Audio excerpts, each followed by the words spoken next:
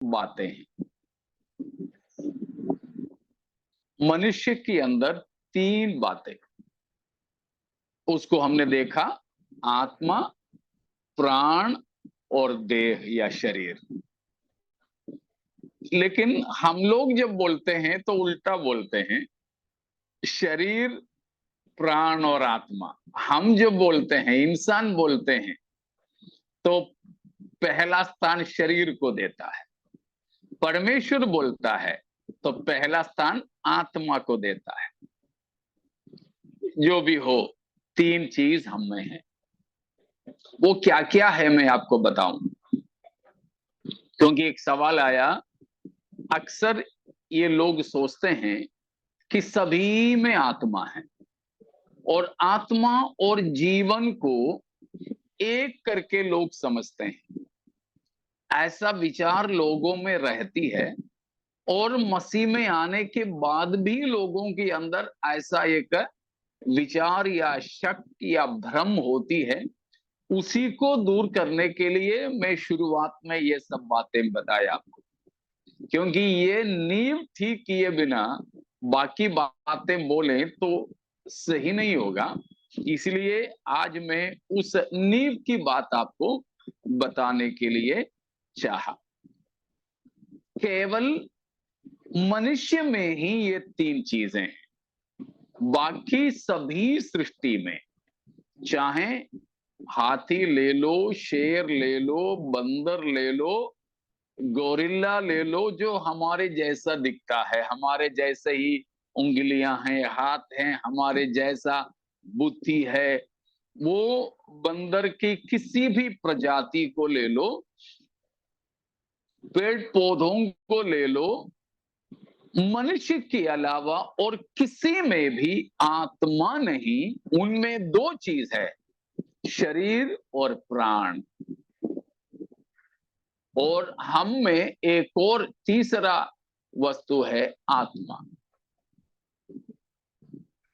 तो वो कैसे, वो बात मैं बता रहा हूं। पहला ले लीजिए, शरीर। ये शरीर से क्या होता है, हमारी चारों ओर की वातावरण का पहचान होता है। हमारी चारों ओर की दुनिया से हमारी संपर्क शरीर के द्वारा ही होगा। मैं आपको देख पा रहा हूं मेरे आंखों से, मैं आपसे बात कर पा रहा हूं मेरे मुंह से।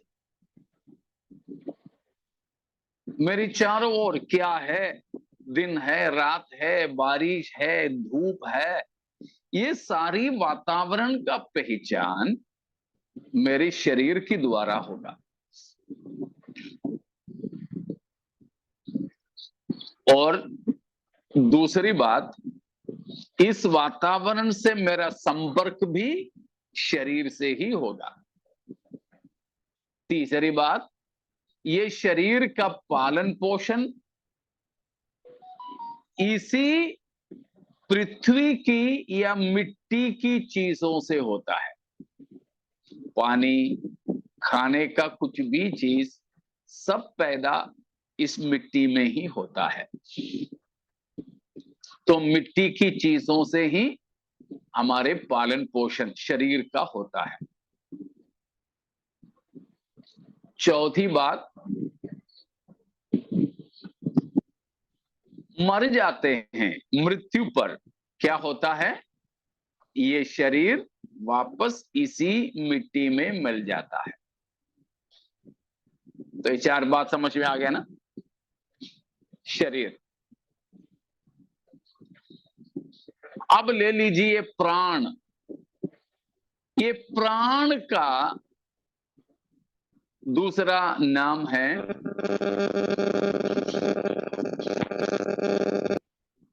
जो प्राण का दूसरा नाम है हमारा जीवन भी बोलते हैं। ये प्राण हमारे अंदर की एक अभौमिक वस्तु है। शरीर भौमिक वस्तु और प्राण अभौमिक है, इमटेरियल है, पदार्थों से बना हुआ नहीं है। उससे क्या होता है? प्राण से स्वयं का पहचान होता है, शरीर से वातावरण का पहचान है, तो प्राण से या मन से हमारा स्वयं का पहचान होता है, सेल्फ आइडेंटिटी होता है। मैं कौन हूं, हम क्या है, ये सब पहचान हमारे प्राण से होता है। शरीर मानो आग में छू ले तो वो गर्म है करके हमको एहसास देता है, वो प्राण। क्योंकि हमारे प्राण है हमारी भावनाओं का स्थान, हमारे इमोशंस, हमारी भावनाएं, हमारी विल, इच्छाएं, ये सब हमारी मेमोरी, हमारी यादें, सब प्राण में रहता है, प्राण में रहता है। यह सभी जीव जंतुओं में भी रहता है, सभी जीव जंतुओं में, उसमें जान है, प्राण है। अब तीसरी बात आ गया, आत्मा। आत्मा आया कहां से? परमेश्वर से। शरीर मिट्टी से, आत्मा परमेश्वर से। इसीलिए आत्मा से ईश्वर का पहचान होता है, शरीर से धरती और वातावरण का, लेकिन आत्मा से परमेश्वर का पहचान।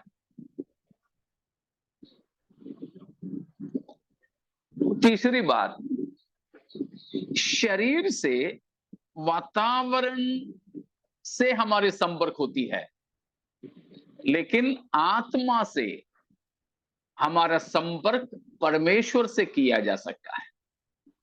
परमेश्वर से संपर्क करने के लिए आत्मा की जरूरत है। चौथी बात, इस आत्मा की पालन पोषण के लिए दूध और घी खाने पीने से होगा? नहीं। आत्मा के पालन पोषण के लिए परमेश्वर की चीजों की जरूरत है। ईश्वरीय बातों से ही आत्मा का पालन पोषण हो सकता है। वो है परमेश्वर का वचन, प्रार्थना इत्यादि ईश्वरीय बातें। और पांचवी बात मैंने पहले ही बोला, मृत्यु के समय जो जहां से आए वहीं लौटते हैं। शरीर कहां से आए? धरती से। इसीलिए मृत्यु के समय चाहे हिंदू, मुसलमान, ईसाई, सिख, पारसी, कोई भी हो, ये शरीर कहां मिल जाएंगे? मिट्टी में। चाहे जला दो, चाहे दफना दो, चाहे पानी में बहा दो, या चाहे किसी पक्षी को खाने दो, कुछ भी हो, ये घूम फिर के शरीर धरती पर ही रहता है। लेकिन मृत्यु के समय आत्मा, वो भी जहां से आए वहीं लौटते हैं।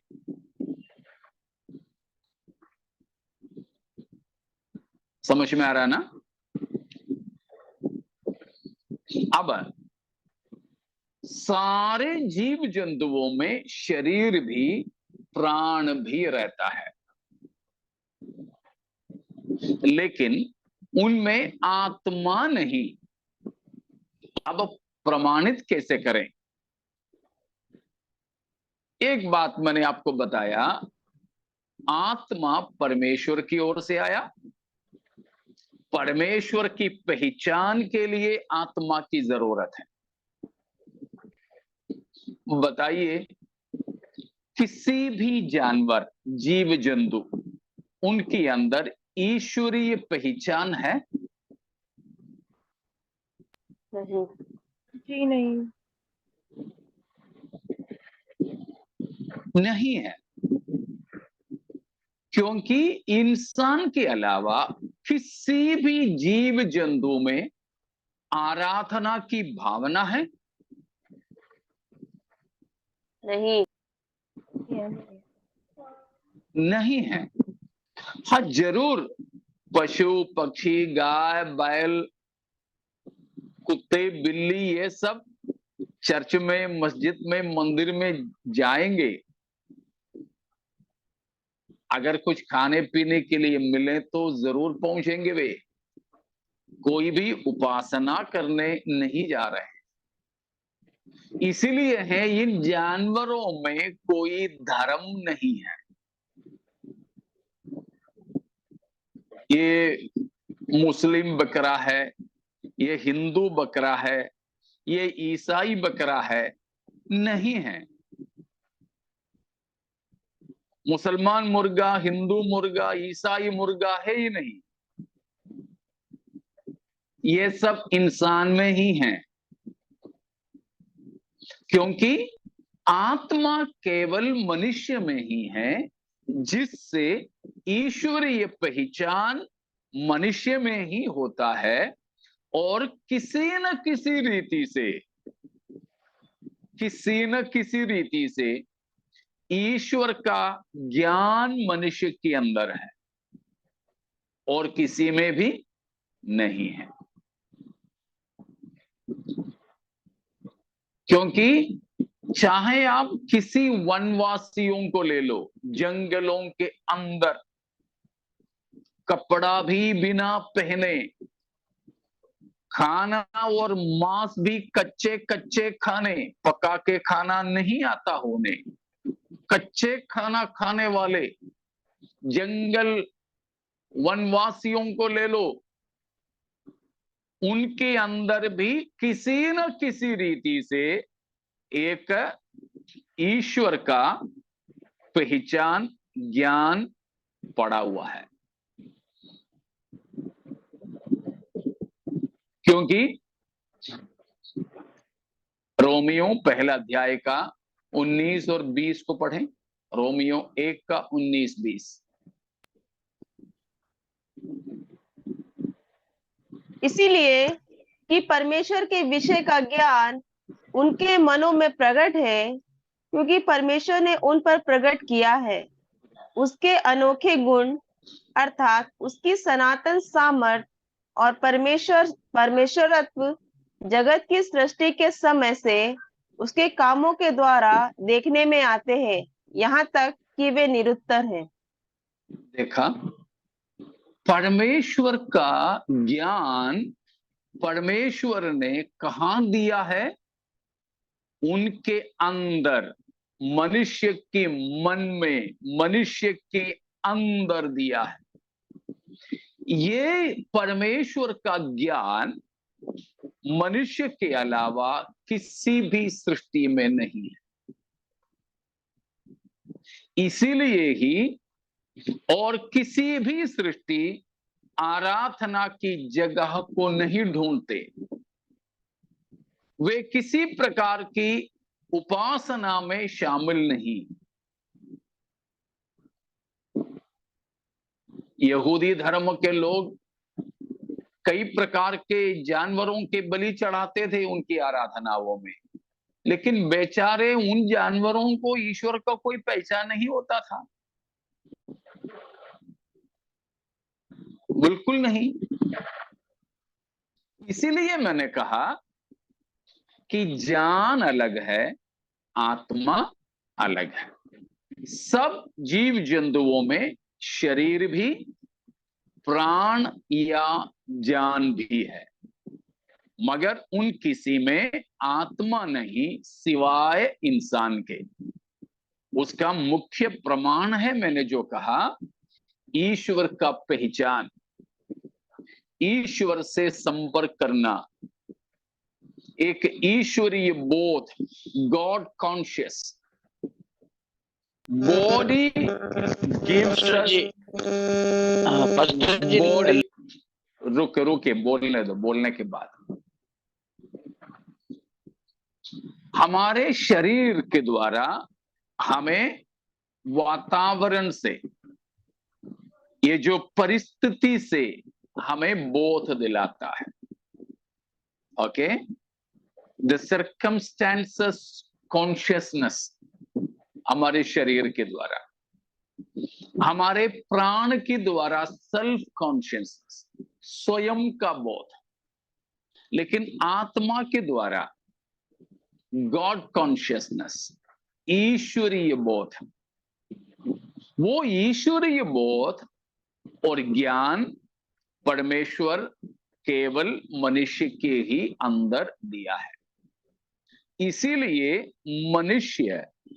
मनुष्य के अलावा और कोई सृष्टि या रूप ले ही नहीं सकते,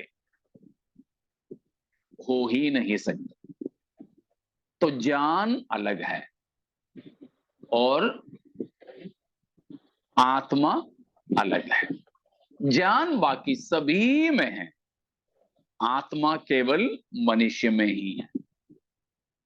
इसीलिए परमेश्वर ने उन सारे जीव जंतुओं को मनुष्यों के लिए खाने की अनुमति दिया है, जबरदस्ती नहीं, चाहे तो खाने की स्वतंत्रता है, लेकिन मनुष्य की हत्या करने का अनुमति नहीं। अगर मुर्गा भी मैं भी एक ही जैसा होता तो मैं दूसरे मनुष्य को भी मुर्गे जैसे काट सकता था। बकरा और मनुष्य में कोई फर्क नहीं, तो बकरा जैसा मैं इंसान को भी कसाई कर सकता था नहीं। उन सब से हमारे अंदर ईश्वरीय हिस्सा, परमेश्वर का पहचान, परमेश्वर का ही हिस्सा है, एक आनंद आत्मा हम में दिया है, आनंद आत्मा। तो हमारे अंदर वो आत्मा, हमारे ही अंदर वो आत्मा होने का दो पहचान है। एक है एक सनातन ईश्वर का बोध, दूसरा एक सनातन जीवन का बोध, consciousness of an eternal God and an eternal life। एक सनातन परमेश्वर का पहचान और एक सनातन जीवन का पहचान, ये दोनों उस आत्मा की वजह से केवल मनुष्य ही में पाए जाते हैं और किसी में नहीं। और किसी में कैसे नहीं? आज तक, सृष्टि की शुरू से लेकर आज तक किसी भी पशु पक्षी जीव जंतु किसी भी रीति में किसी भी ईश्वर की आराधना उपासना नहीं करते हैं, उनमें वो बोध और ज्ञान है ही नहीं। ये है बात। तो इसलिए समझ में आ गए, ज्ञान अलग, आत्मा अलग। थैंक यू पास्टर जी, बहुत अच्छे से समझ में आया। ठीक है, ठीक है। और कोई कुछ पूछ रहे थे ना, अब पूछिए। पास्टर जी, प्राण जो आपने बताया ना, वो प्राण क्या लहू में प्राण रहता है? वो जीवन लहू में है। ओके, जीवन, लेकिन ये प्राण केवल वो जान या जीवन ही नहीं है। वही मैंने कहा, seat of emotions, will, memory, हमारे भावना, हमारे याद, हमारी इच्छा, ये सारी चीजें जहां जमा है, उस अभौमिक चीज का नाम है प्राण। वो केवल जीवन ही नहीं है।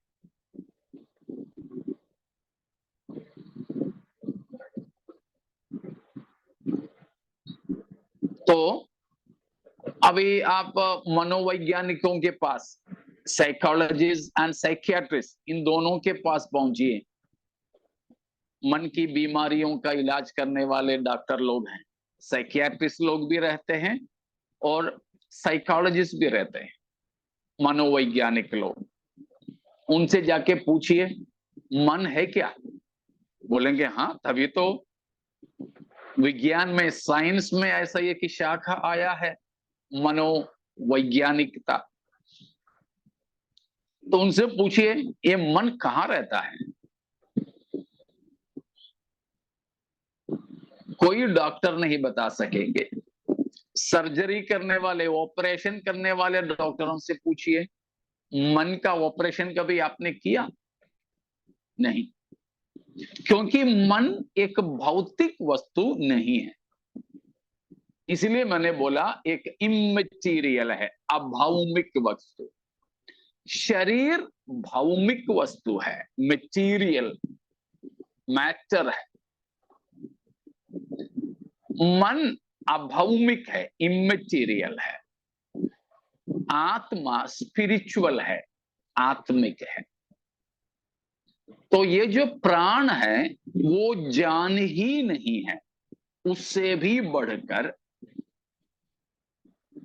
हमारे याददाश्त, हमारे इच्छाएं, हमारी भावनाएं, ये सब मिलाकर ही वो प्राण बनता है।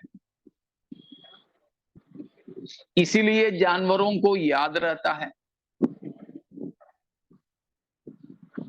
आप किसी कुत्ते को पत्थर मारिए, सालों के बाद भी वो याद करके चाहे आपसे डर के भागेगा, नहीं तो आपको मौका देकर के काटेगा।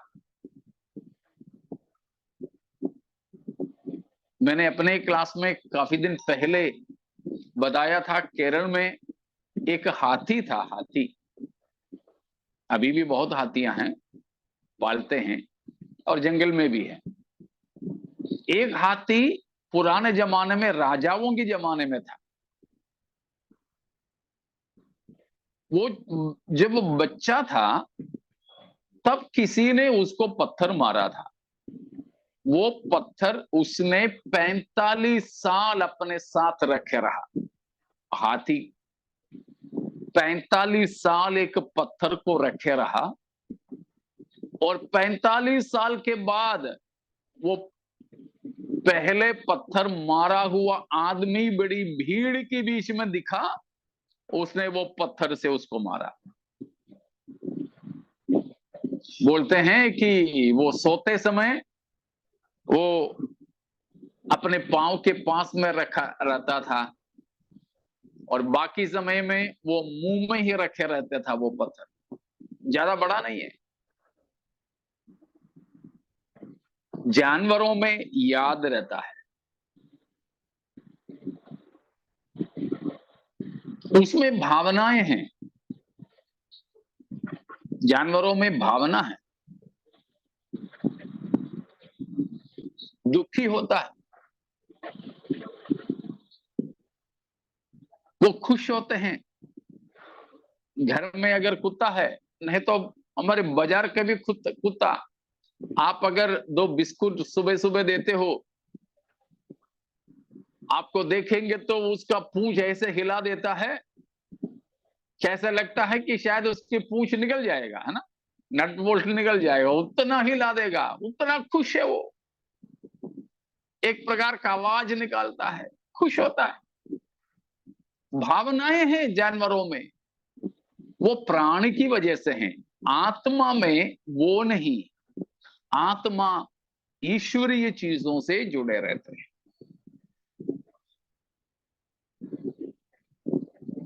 ठीक है,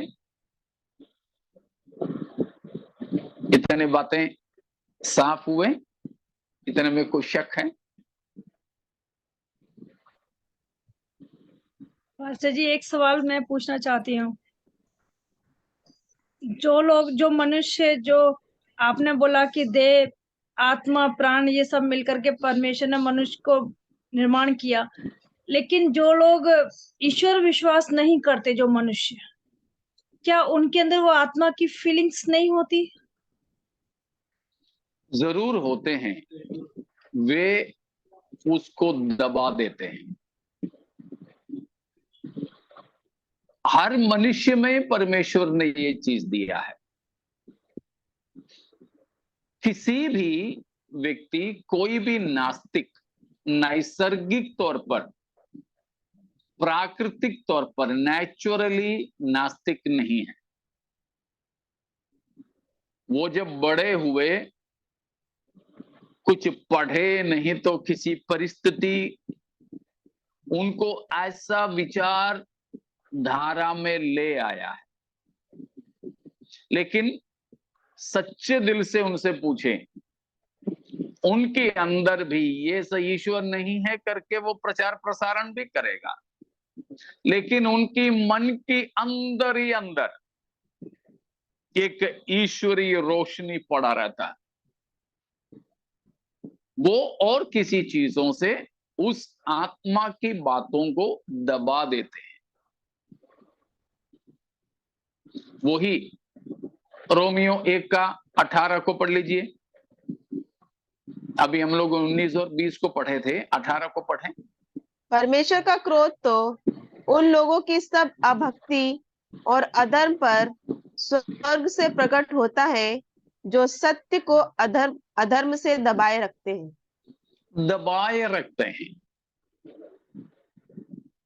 वो ईश्वरीय पहचान को भी, ईश्वरीय विश्वास को भी क्या करते हैं? दबाते हैं। इसलिए कितने सारे नास्तिक लोग प्रभु यीशु को ग्रहण की, कितने सारे नास्तिक ईश्वर नहीं है करके मानने वाले यीशु मसीह की प्रचार करते हैं, क्योंकि उनकी अंदर ही अंदर वो चीज है। इसलिए 19वां पद में बताया, परमेश्वर ने अपना पहचान उनके अंदर दिया है। हर किसी मनुष्य नैसर्गिक तौर पर ईश्वर विश्वासी है। बड़े होके वे जानबूझ के उस विश्वास को दबाकर नास्तिक बन जाते हैं, तब भी उनके अंदर ही अंदर वो विचार बना रहता है। किसी परिस्थिति उनको ऐसा विचार में पहुंचने के लिए मजबूर कर देते हैं। वो है, इसीलिए हर किसी के अंदर ये आत्मा कार्यकारी है। सभोपदेशक 3:11 भी पढ़ लीजिए। सभोपदेशक इक्लेसियास्टेस 3:11, 3:11।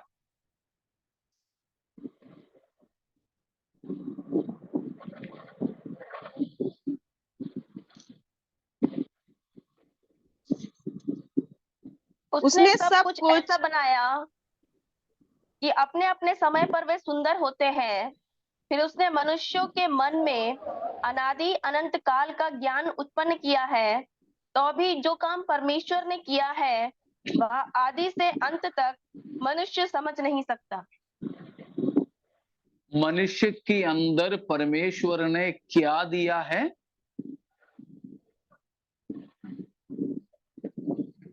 अनादि काल का ज्ञान। अनादि अनंत काल का ज्ञान हर किसी मनुष्य में परमेश्वर ने दिया है। वो है आत्मा के द्वारा। इसलिए मैंने आपको पहले बोला था, हमारे अंदर आत्मा होने का 2 प्रमाण, एक है एक सनातन परमेश्वर का ज्ञान, दूसरा है एक सनातन जीवन का ज्ञान। ये आत्मा का पहचान है।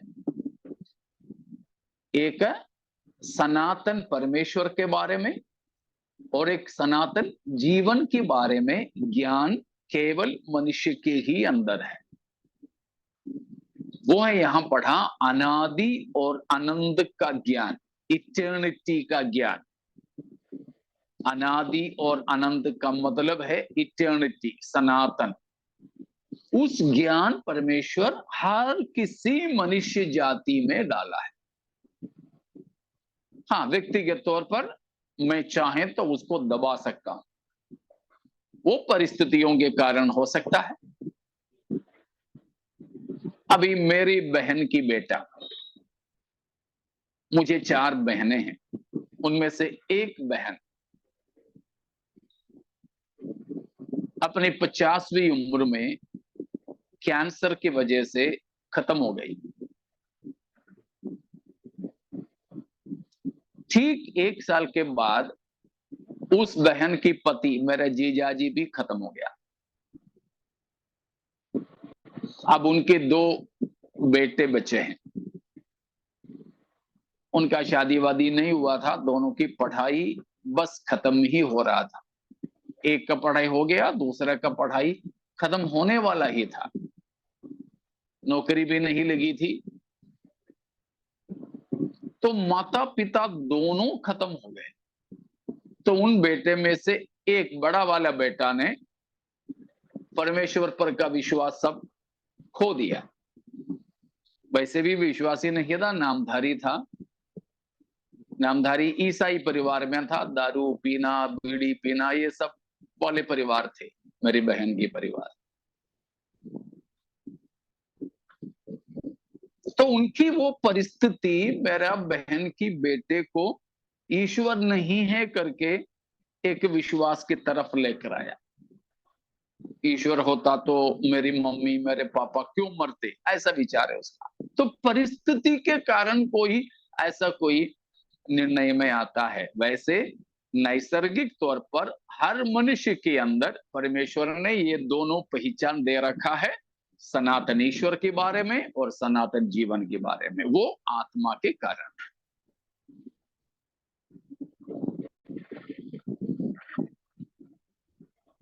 ठीक है।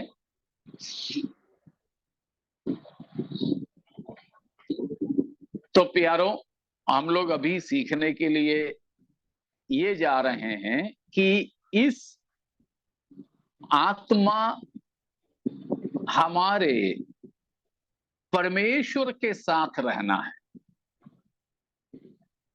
उसके लिए क्या करें हम। केवल हम इस संसार में चर्च जाने से, बाइबल पढ़ने से क्या हम स्वर्ग जा सकेंगे? केवल पानी में बपतिस्मा लेने से क्या हम स्वर्ग जा सकेंगे? इन बातों को हम मनन करने के लिए कुछ सत्रों को अलग कर रहे हैं। एक भूमिका के तौर पर इन बातों को मैंने बताया, क्योंकि बहुत से लोगों के अंदर ये विचार रहता है, कोई आदमी मर गया तो उसकी आत्मा भटकती रहती है।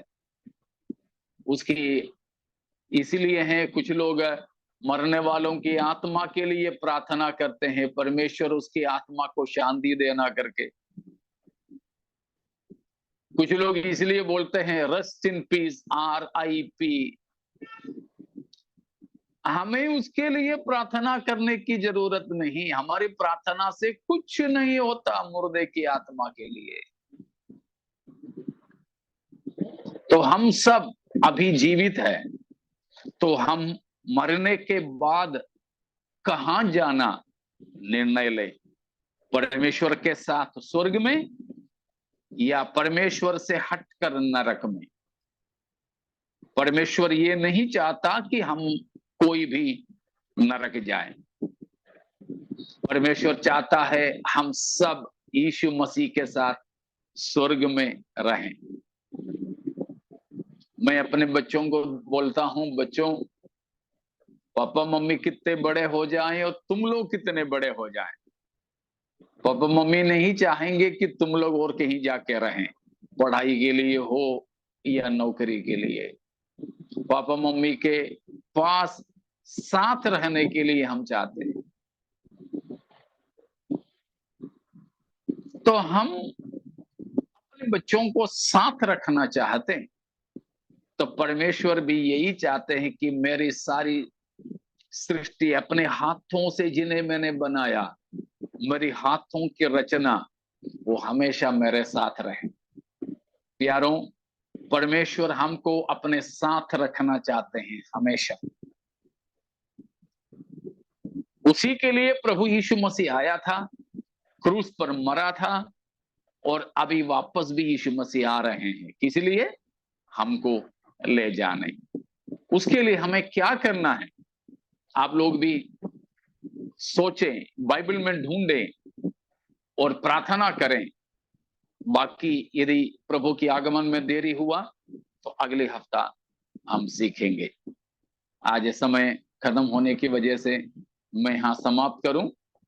आशा करता हूं कि इतनी बातें आपको समझ में आ गए। इसलिए प्यारों, हमारे आत्माओं के उद्धार के लिए परमेश्वर पर हम अपने जीवन को सौंपते हुए आगे अपने जीवन व्यतीत करें। परमेश्वर इन वचनों के द्वारा हम सबों को आशीष देवे।